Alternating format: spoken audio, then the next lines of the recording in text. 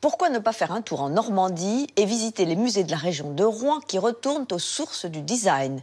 L'opération permet de révéler la richesse des collections publiques, notamment dans le domaine des arts décoratifs, tapisserie, vaisselle, céramique. Quelques beaux prêts du musée d'Orsay complètent les expositions, un mouvement esthétique qui proclame l'égalité entre l'artiste et l'artisan, dont nous parle Sabrine Kasbaoui. Les musées des Beaux-Arts, de la céramique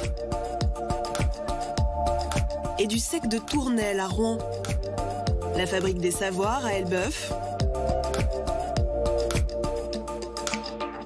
et enfin la magnifique corderie Valois de Notre-Dame de Bondeville se sont réunis. 5 lieux, 5 expositions gratuites pour revenir aux origines du design moderne. Meubles, tapisseries, ferronneries, céramique et orfèvrerie pour comprendre comment le tournant du 19e et du 20e siècle a vu quelques grandes révolutions en matière d'art décoratif.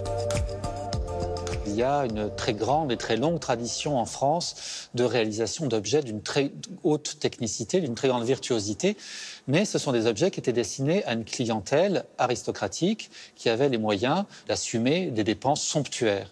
Avec l'arrivée de l'âge industriel, eh bien on change de dimension et on commence à réfléchir à adapter la créativité à des modes de production nouveaux. Ce sont de vraies aventures industrielles et donc là on passe à une diffusion de masse. Et ça, c'est l'origine du design.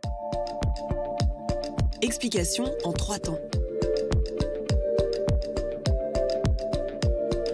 Dans l'Angleterre victorienne, ce groupe d'artistes emmenés par William Morris réagissent à la révolution industrielle. Leur but, introduire le beau dans la maison.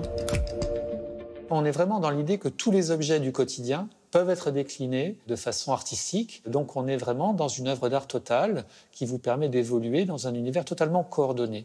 Et ça, c'est une des grandes révolutions de la fin du 19e siècle qui correspond au concept de Richard Wagner qui voulait, avec l'opéra, réaliser cette œuvre d'art totale à laquelle il aspirait.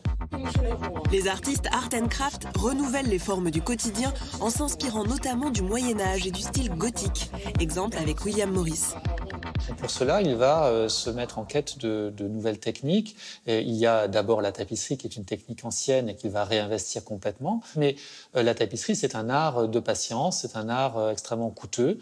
Donc tout le monde ne peut pas se le payer. Et puis, pour aller sur une technique encore plus simple, le papier peint, qui connaît un grand essor dès le XVIIIe siècle, une technique très bien maîtrisée, où on grave des planches de bois, on imprime en plusieurs passages des différentes couleurs, et on est capable de réaliser des ensembles décoratifs très complexes avec du papier peint.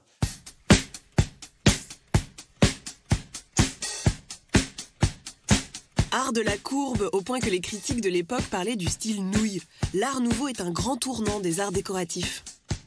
Dans toute l'Europe, on réinterroge les formes en s'inspirant des formes de la nature, ce qui va se traduire par une refonte complète des formes et même, je dirais, de l'ergonomie des objets. Renouvellement des techniques, usage de nouveaux matériaux. Émile Gallet révolutionne la céramique. Évidemment, il y a l'intérêt pour l'Orient, même l'Extrême-Orient, le Japon. Et donc, c'est aussi des expérimentations de nouveaux oxydes, de nouvelles températures de cuisson, de nouvelles capacités aussi d'utiliser le verre dans nouvelle acception. Par exemple, l'iridescence, l'opalescence. L'art nouveau innove jusque dans l'architecture. Exemple avec l'un de ses représentants les plus connus, Hector Guimard. Parisien, vous le connaissez bien, il a conçu les célèbres entrées de stations de métro, ce qu'on appelle les édicules. C'est juste incroyable, ces espèces de tiges de muguet qui montent à 4 mètres de haut, de formes complètement molles. On est sur une sorte de délire architectural et qui a énormément choqué son époque. Les créations de Guimard aussi, ces hôtels particuliers, ces immeubles de rapport, beaucoup ont été détruits parce qu'on n'a pas compris leur originalité. Aux origines du design moderne, il y a enfin l'idée de l'industrialisation des produits. Avec sa chaise bistrot créée en 1859 et vendue à plus de 40 millions d'exemplaires, le menuisier allemand Michel Tonnet l'a bien compris. Son idée vraiment de génie, c'est de réaliser une chaise qui soit à la fois solide, légère et élégante et qui va pouvoir commercialiser dans le monde entier.